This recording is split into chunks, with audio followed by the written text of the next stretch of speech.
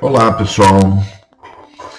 Mais uma vez aqui reunidos em nossa apresentação de Espiritualidade para Todos, de Mirtes e Otávio. A Mirtes ainda não está podendo comparecer e eu estou aqui tocando um barco sozinho, mas se Deus quiser, em breve ela estará conosco, totalmente recuperada. Mas vamos lá. Hoje vamos falar sobre um tema bastante interessante também, chama Leis Divinas. De falar em leis divinas, a gente pensa já nos 10 mandamentos, né? Está errado? Não, não está errado. Na verdade, são mandamentos para a gente seguir, para a gente ter como um guia de vida, né? Para que a gente possa andar de acordo com os ensinamentos do nosso Pai Maior, tá? Mas as leis divinas que nós vamos tratar aqui hoje eram mais abrangentes.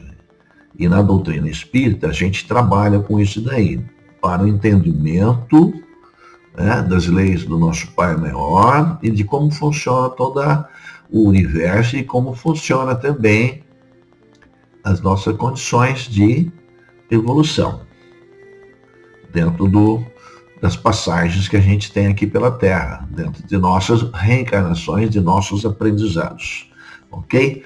Então o Espiritismo, as leis divinas, são conhecidas como leis naturais. São princípios universais que regem o universo e a vida, orientando a evolução moral e espiritual dos seres. Essas leis são consideradas eternas, imutáveis e se manifestam em todas as esferas da criação, desde o reino mineral até o humano, tá? É a lei que rege todo o nosso querido universo. As principais leis divinas, eu vou enumerá-las aqui e fazer uma pequena apresentação, depois eu vou entrar em cada uma delas, trabalhando de acordo com o Livro dos Espíritos, com as principais questões, e a gente vai tentar entender um pouco melhor o que são essas leis. A primeira é chamada lei de adoração. Lei número 1. Refere-se à necessidade de reconhecimento e reverência à força criadora, expressa em diferentes formas de manifestação religiosa e espiritualidade. 2. Lei do trabalho. Enfatiza a importância do trabalho como meio de evolução e progresso, tanto físico quanto intelectual e moral. Então, o trabalho é imprescindível para a gente progredir. Lei de reprodução. Relaciona-se à continuidade da vida e à perpetuação das espécies, tanto no aspecto físico quanto espiritual. Ok? Lei de conservação. Diz respeito à preservação da vida, é a busca pela harmonia e equilíbrio do universo. Quinta lei, lei de destruição. Apresenta-se como um processo natural de renovação e transformação, permitindo a evolução e o progresso através da superação de formas antigas e ultrapassadas. Sexta, lei de sociedade. Revela a importância da convivência social e da interação entre os seres, buscando a união e a fraternidade. Então, em continuação, lei do progresso. Destaca a busca constante pela evolução moral, intelectual e espiritual, tanto individual quanto coletiva. Lei de igualdade. Afirma a igualdade fundamental em todos os seres, independentemente de suas condições ou características. Nona, lei de liberdade. Bonita, né? É necessário também, isso é divino. Liberdade é divina. Garante o livre-arbítrio e a responsabilidade individual pelas escolhas e ações. Enfatiza a importância da prática da justiça, do amor ao próximo e da caridade como caminhos para a evolução espiritual e a felicidade. Então, resumindo essas 9 leis que nós destacamos aqui, as características das leis da lei divina, ela é o quê? Universal. Aplica-se a todos os seres em todos os tempos, em todo o universo. Eterna e imutável. Elas não sofrem alterações com o tempo ou as mudanças culturais. Leis são leis. Perfeita. Originam-se da sabedoria e justiça divinas. Conforme a consciência, revelam-se na consciência de cada indivíduo.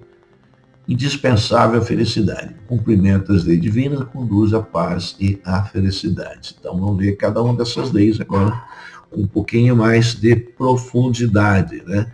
Então essas leis divinas são uma espécie de guia que nós temos para a nossa jornada evolutiva do ser humano, orientando sempre ele para a prática do bem, seu desenvolvimento moral e também a busca pela sua felicidade, tanto na nossa vida quanto nas próximas. O objetivo das leis divinas estão em cima dessas palavras que nós acabamos de mencionar. Elas têm objetivos, né? Vamos lá. Lei de adoração e lei do trabalho. Vamos trabalhar com essas duas juntas. Primeira, lei de adoração. Pergunta 649, está no livro dos Espíritos. Em que consiste a adoração? Para nós espíritas, na elevação do pensamento a Deus, deste pela adoração, aproxima o homem a sua alma. Então, quando a gente adora a Deus, nós nos aproximamos do nosso amado Criador. Questão 650. Origina-se de um sentimento inato a adoração ou é fruto de ensino? Sentimento inato, como da existência de Deus. Nasce com a gente. A consciência da sua fraqueza leva o homem a curvar-se diante daquele que o pode proteger. Né? Então, é uma coisa que está dentro da gente. 651. Terá havido povos destituídos de todo sentimento de adoração? Não. Que nunca houve povos de ateus. Todos compreendem que acima de tudo há um ente supremo. Né? Então vamos acreditar nisso daí. Porque isso é de uma sabedoria o quê? Divina. Essa é a base da lei da adoração, né? Então o sentimento inato nasce com a gente. Lógico, obviamente que se você tem um aprendizado religioso no lar, ele propicia uma condição melhor de entendimento das leis divinas, né? E dos nossos mandamentos, das nossas condutas. A sociedade se torna diferente, mais harmoniosa, mais amorosa, mais fraterna. Isso é inegável, mas a consciência de Deus, é isso que ele está querendo dizer, está dentro do nosso coração. E todos nós sabemos que Deus existe. Até o pior, né, dos homens, dos bandidos, etc. e tal, lá no fundo da alma dele, ele sabe que Deus existe. Né? Lei do trabalho. Pergunta 674. A necessidade do trabalho é lei da natureza? O trabalho é lei da natureza. Por isso mesmo que constitui uma necessidade. E a civilização obriga o homem a trabalhar mais porque lhe aumenta as necessidades e os gozos, as suas satisfações. Por isso que a cada dia que passa ele trabalha mais. Porque a gente tem, a civilização vai se tornando mais complexa, tem mais atividade. Né? A vida de hoje em dia ela é muito mais intensa do que era no passado. É só a gente voltar lá para trás, principalmente quem é mais velho, que tem a idade mais avançada, vai perceber o que se passou durante a sua vida. Tá? 675. Por trabalho só se deve entender as ocupações materiais? Não, não mesmo. O espírito trabalha, assim como o corpo. Toda ocupação útil é trabalho. Toda ocupação útil é trabalho. Só aquelas que são inúteis, que não servem para nada, que não pode ser considerado um trabalho, né? 676. Porque o trabalho se impõe ao homem? Por ser uma consequência da sua natureza corpórea. Expiação, tá?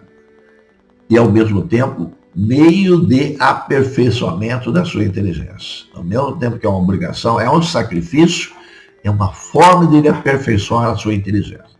Sem o trabalho, o homem permaneceria sempre na sua infância quanto à questão da inteligência. Ele não cresceria, ele não iria evoluir. Por isso que é seu alimento, sua segurança, seu bem-estar. Depende do seu trabalho e de sua atividade. Né? Ao que é muito fraco de corpo, outorgou Deus a inteligência para suprir essa limitação. Mas sempre é um trabalho também. Né? Então está contido lá no Livro dos Espíritos. Vamos um pouquinho mais além. Lei de reprodução e lei de conservação. Lei de reprodução, a primeira, questão 686 do Livro dos Espíritos. É lei da natureza a reprodução dos seres vivos? Evidentemente. Sem a reprodução, o mundo corporal pereceria. Não existiria, né? Questão a seguinte, 687. Indo sempre a população na progressão crescente que vemos, chegará tempo em que seja excessiva na Terra? Não. Deus a isso provém e mantém sempre o equilíbrio. Nada do que faz é inútil. O homem que apenas vê um canto do quadro na natureza não pode julgar da harmonia do conjunto. Tá? Isso não vai acontecer. Nós, hoje em dia, temos quase 8 bilhões de habitantes no nosso planeta. E, em princípio, nós já comentamos aqui, em torno de 21, ou só de 25 bilhões de almas que estão em torno do nosso planetinha. A maior parte está desencarnada. A minoria está encarnada, e a desencarnada querendo encarnar. Então, essa fica essa subida e descida. A população vai aumentando, né, com o passar do tempo, possibilitando que mais pessoas reencarnem dessa turminha que está lá em cima. Tá? Lei de conservação, 702, pergunta 702. É lei da natureza um instinto de conservação? Sem dúvida. Resposta.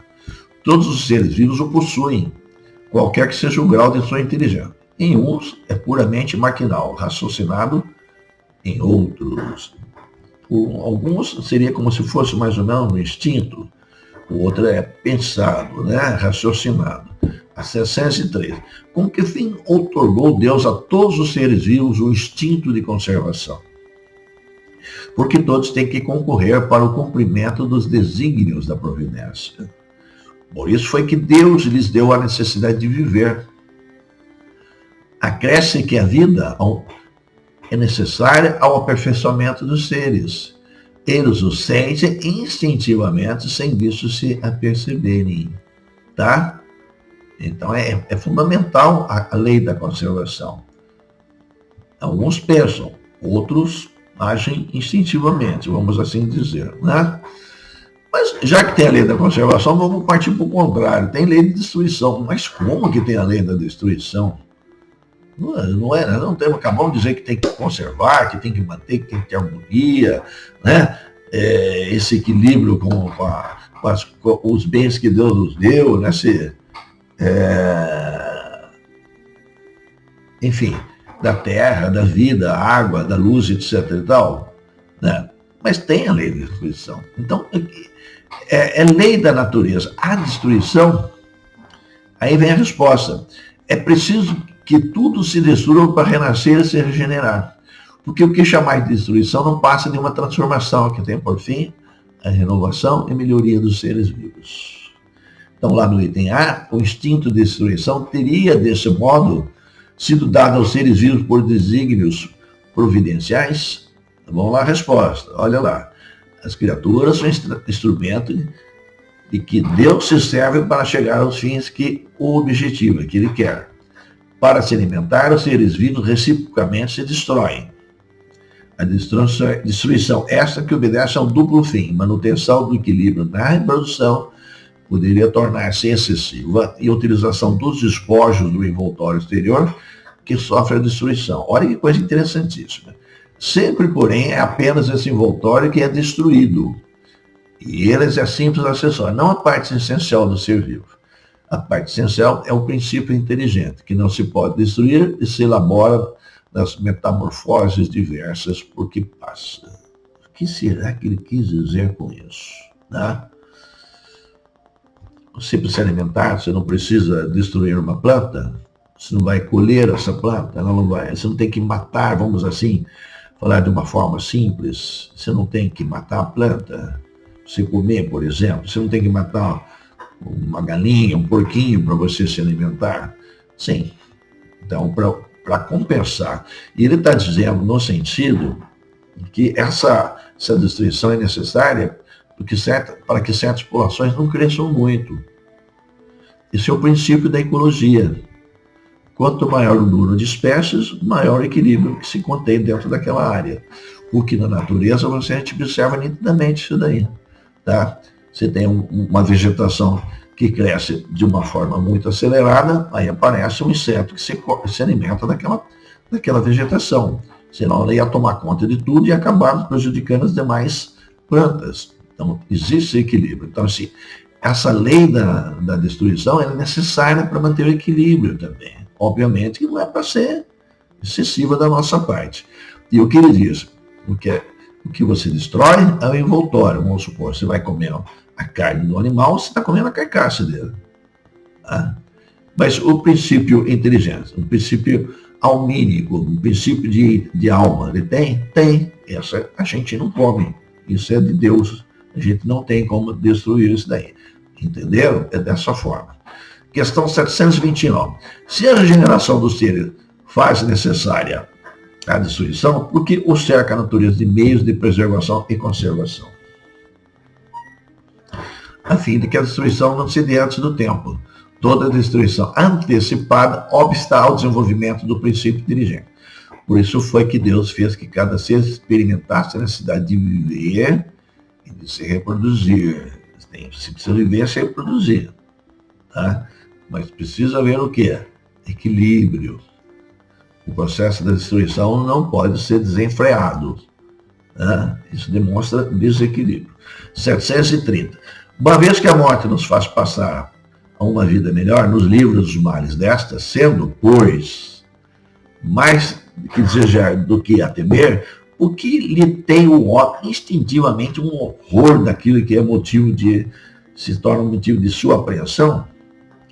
Aí, resposta: já dissemos que o homem deve procurar prolongar a vida para cumprir a sua tarefa. Tal o motivo por que Deus lhe deu o instinto de conservação. Então a gente precisa se conservar. Tá? A gente não pode se autodestruir. Né? A gente sabe como a gente tem que conservar melhor a nossa saúde. É um instinto que sustenta nas provas. A gente procurar viver o máximo possível, isso é divino.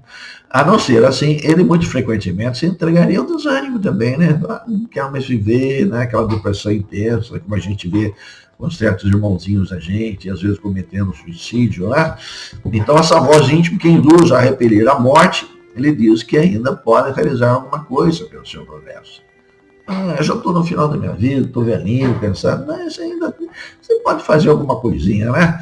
Ainda tem algumas coisas boas que a gente pode fazer para a humanidade, para os nossos irmãos. Então, a ameaça de um perigo, isto é aviso, para que você aproveite da dilação que Deus lhe concede, do aumento do prazo de vida. Estou com medo de morrer, preciso me cuidar, vou parar de comer tal coisa, estou comendo muita gordura, muita manteiga, etc. e tal, qualquer coisa assim desse tipo, né? Eu preciso melhorar, preciso diminuir meu peso, etc. e tal, preciso praticar esporte. Então, né? Então isso é um aviso, aí, cuidado. Então, a não ser que seja suicida, né? Mas ingrato o homem rende graça mais vezes a sua estrela do que ao seu próprio Criador, né? Ele observa mais assim do que o nosso Pai que está lá em cima. Questão 731. Por que o lado dos meios de conservação colocou a natureza os agentes de destruição? É o remédio ao lado do mal. Já dissemos, para manter o equilíbrio e servir de contrapeso. O princípio do equilíbrio da natureza. Essa eu diria até que é uma lei ecológica. Tá? Quem estudou ecologia mais a fundo sabe disso daí. Isso é fundamental, é necessário na cadeia alimentar, né? Lei de sociedade. Precisava, mas é claro, nós vivemos dentro de uma sociedade. Não somos seres isolados, né? Graças a Deus. Pergunta 766. A vida social está na natureza? Resposta: certamente. Deus fez o homem para viver em sociedade. Ele não fez para a gente viver separado. Não lhe deu inutilmente a palavra e todas as outras faculdades necessárias à vida de relação, de relacionamento. A nossa palavra, a nossa fala, a nossa comunicação não é à toa. É para a gente viver em sociedade. Porque se eu vivesse sozinho, não precisasse viver em sociedade, não precisava falar. A fala não teria sentido, né? Olha como Deus faz a coisa certa. Questão 767. É contrário à lei da natureza o insulamento absoluto, aquele isolamento, etc. e tal? Resposta: sem dúvida. Tá? Aquele ermitão que vive lá na montanha. Porque, por instinto, os homens buscam a sociedade e todos devem concorrer para o progresso, auxiliando-se mutuamente. Nós precisamos dos nossos irmãos para a gente progredir. Até aquele que nos agride, aquele que nos incomoda, faz a gente progredir. Nós precisamos dele. Né? Aquele que se isola desse mundo, que foge disso, ele deixa de concorrer para o progresso. E a gente, estando um com o outro, a gente tem que se auxiliar. Deus quer que a gente se harmonize, se auxilie. Tá? Questão 768. Procurando a sociedade, não faz o homem mais do que obedecer ao sentimento pessoal ou haverá nisso sentido algum providencial objetivo de ordem mais geral? Resposta: o homem tem que progredir. Insulado não é possível, por não dispor de todas as faculdades. É necessário o contato com outros homens. No insulamento, ele se embrutece e estiola, se atrofia. Ele não desenvolve, ele não cresce, ele não melhora, tá? O isolamento não é uma coisa boa, é uma fuga. O indivíduo, ele deixa de crescer o que ele poderia crescer no convívio social. Então, nenhum homem possui faculdades completas, por mais inteligente que ele seja, por melhor que ele seja. Agora, mediante a união social, é que eles, uma das outras, se completam para lhe assegurar o bem-estar e o progresso de todos. Por isso que é melhor viver em conjunto com as pessoas. Né? Eu tenho minhas qualidades, mas não tenho todas as minhas qualidades. Às vezes é uma outra pessoa que tem coisas muito interessantes, né? Que podem me auxiliar naquilo que eu não tenho. E também, da mesma forma, eu para com essas pessoas. Por isso que a precisão dos outros, nós foram feitos para viver em sociedade. E não é para ficar insulado, viver isolado, né, gente?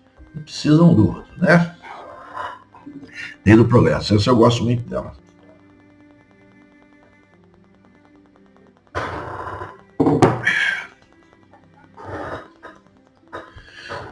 Questão 776. Serão coisas idênticas o estado de natureza e a lei natural? Não. O estado de natureza é o estado primitivo. A civilização é incompatível com o estado de natureza, ao passo que a lei natural contribui para o progresso da humanidade. Tá? Não confunda o estado de natureza com o estado primitivo. É diferente.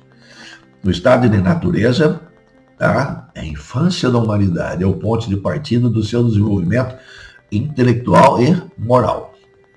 É o homem vivendo lá na Idade das Cavernas, sendo perceptível e trazendo em si o germe do seu aperfeiçoamento. O homem não foi destinado a viver perpetuamente no estado de natureza, como não o foi a viver eternamente na infância.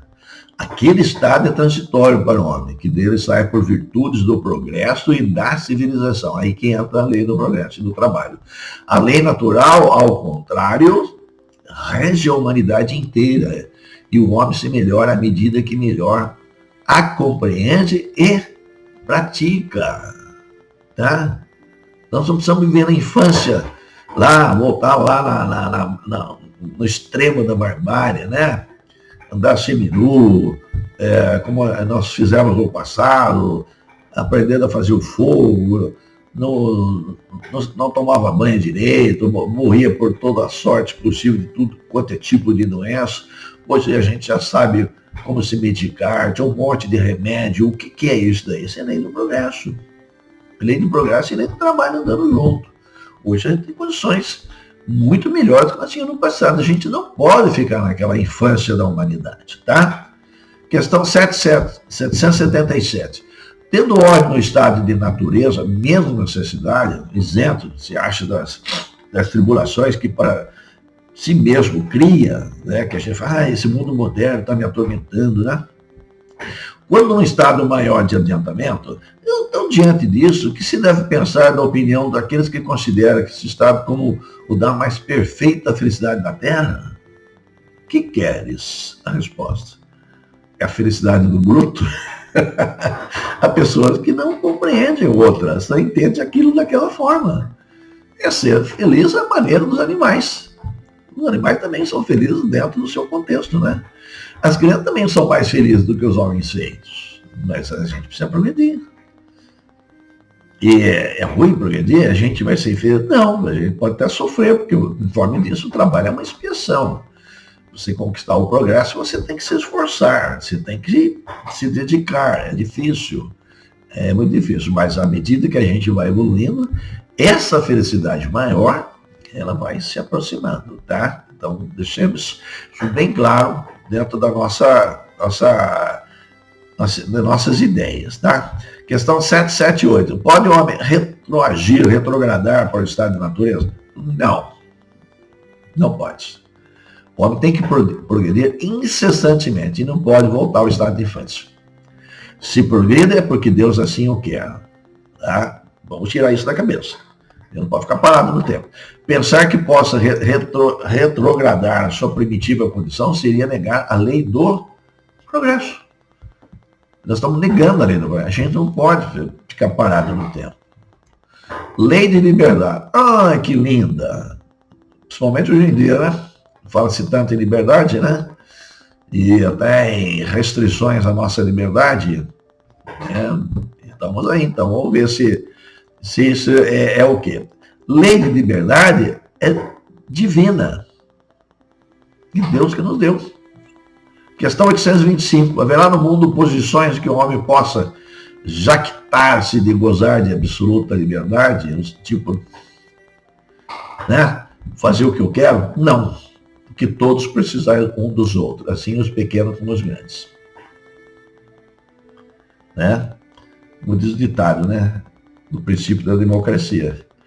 Meu direito termina quando começa o seu. E assim reciprocamente. Tá? Tudo eu posso, desde que eu não te prejudique. 826. De que condições poderia o homem gozar de absoluta liberdade? Nas do eremita lá do deserto. Desde que juntos estejam dois nomes, há entre eles direitos recíprocos, que lhes cumpre respeitar, não mais. Portanto, qualquer deles goza de liberdade absoluta. Ou seja, liberdade absoluta não existe. Nós precisamos nos respeitar. Um precisa respeitar o outro. Tá? Questão 827. A obrigação de respeitar os direitos alheios tira ao homem o de pertencer-se a si mesmo? Né? De modo algum. Porquanto esse é um direito que ele vem da natureza. Então você é de você mesmo. Você tem a sua personalidade. Você tem seus direitos. Isso é Deus que te deu. Isso é um dom divino. Deus nos otorgou isso. Nós devemos ter o direito da liberdade. Né? Isso é fundamental para que a gente possa evoluir. Questão 828. Como ele pode conciliar as opiniões liberais de certos homens com o despotismo, a tirania que costumam exercer no seu lar e sobre os seus subordinados? Eles têm a compreensão da lei natural. Todos nós temos. Mas contrabalançada pelo orgulho e pelo egoísmo. Quando não representa calculadamente uma comédia, sustentando princípios liberais, compreende como as coisas devem ser, mas não a fazem assim. Ele sabe que tem que ser daqui, mas ele não faz. Né? Então, lá no item A, se eles, na outra vida, levado em conta os princípios que professaram nesse mundo, resposta, quanto mais inteligência tem o homem para compreender um princípio, tanto menos excusável, ou seja, retirado da responsabilidade de não aplicar a si mesmo. Em verdade vos digo que o homem simples, porém sincero, está mais adiantado no caminho de Deus do que um que pretenda parecer o que não é. Então a sinceridade do ser humano é uma característica do nosso espírito, tá? Do nosso espírito, dessa sinceridade, e que é o que Deus aprecia na gente, nossa sinceridade. Mas cuidado também com a sinceridade excessiva para a gente não machucar as pessoas que às vezes estão ao nosso redor, né? Porque a gente não pode falar tudo que vem à cabeça. A liberdade, conforme a gente disse, né? Tem que ter um convívio, senão a gente acaba matando as pessoas, né? As pessoas muito sincericidas podem causar problemas, né? É mais problema do que auxílio, do que ajuda. Lei de justiça, amor e caridade. E também a lei da perfeição moral. Vamos ver a primeira. Lei de justiça, amor e caridade. Questão 873. O sentimento da justiça está na natureza ou é resultado de ideias adquiridas? Resposta. O que vocês acham? Está de tal modo na natureza que vos revoltais a simples ideia de uma injustiça. Todo nós se revolta com isso, não é isso? Só vê uma injustiça, mas, pô, mas se não era para fazer isso, aquela pessoa não merece isso. É fora de dúvida que o progresso moral desenvolve esse sentimento, mas não o dá. Deus pôs no coração do homem esse sentimento de justiça. Daí vem que frequentemente, homens simples, incultos, se vos deparam noções mais exatas da justiça do que nos que possuem grande cabedal de saber, grande conhecimento, né? Os doutores, né? Da vida, etc. E tal. Às vezes uma pessoa muito mais simples tem muito mais noção de justiça, né? Está dentro do coração da pessoa. 874, questão 874. Sendo a justiça uma lei da natureza, como se explica que os homens a entendam de modos tão diferentes? Consideram um justo o que a outros parece injusto. Resposta. É porque esses sentimentos se misturam com paixões que o alteram, como sucede a maior parte dos outros sentimentos naturais, fazendo com que os homens vejam as coisas por um prisma falso, por uma visão falsa. Tá? Então cria essas multiplicidades de entendimentos, de confusões. Né? Como é que se pode definir a justiça? Outra pergunta, 875, por sinal. A justiça consiste em cada um respeitar os direitos dos demais. Fechou. Olha que simples. Não é? Olha como se resolve isso com uma cacetada só, vamos assim dizer dessa forma. É só respeitar o direito dos demais. Eu não tenho direito de interferir na vida das pessoas, porque ela usa o cabelo comprido, não gosto, tá? Deveria cortar o cabelo, né? Aquele cara gosta de dar desse jeito, aquele cara gosta de tal música, esse cara tem um gosto esquisito, tá? Não concordo com ele. Gente, seja justo com seus irmãos. Tenha paciência. Isso é caridade.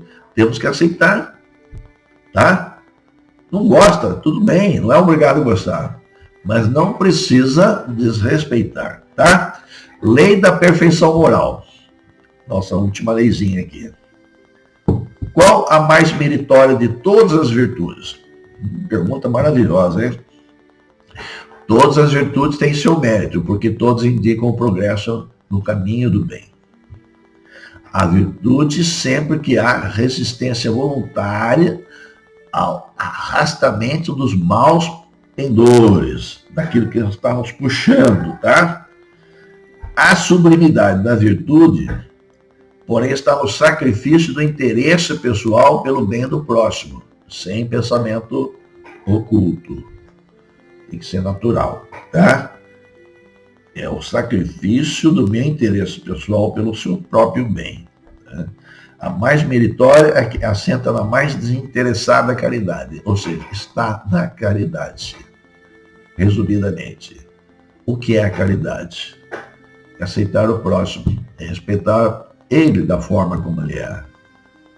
Obviamente que isso não tem nada a ver com o juízo que nós fazemos das pessoas. Nós fazemos juízos. É normal isso daí. Tá? É da natureza humana. Agora, o problema é fazer um juízo e analisar e saber quem é a pessoa, e a outra é condenar. Essa condenação das pessoas, né? Isso é diferente. Porque quem julga e condena, vamos assim dizer, aliás, não condena, determina o que a pessoa precisa para se melhorar, é Deus. A gente não tem esse direito. A gente não tem moral para isso. A gente não pode fazer essas coisas. Né? Nós somos muito pequenos para querer brincar de Deus. Eu sempre falo, nós estamos brincando de Deus. Começamos o outro fazer isso, eu fazer aquilo, não sei o que, etc. Não é assim, gente. Tá? Isso é muito importante para que a gente possa evoluir. Ok? Então deixo para vocês refletirem aí o que vocês acham que tiram de importante isso aí. Para mim são todas importantes. Eu gosto muito da lei do progresso e lei do trabalho, porque ela alavanca, né, a humanidade, né? Mas ainda acho que a coisa mais fundamental que existe em tudo isso é o que é para mim. Né? Eu acredito que seja para todos nós também. O amor. Sem ele, nada mais existe. Deus é baseado no amor. Terminamos por aqui. Paz e bem a todos vocês. Um excelente final de semana e até semana que vem. Que assim seja.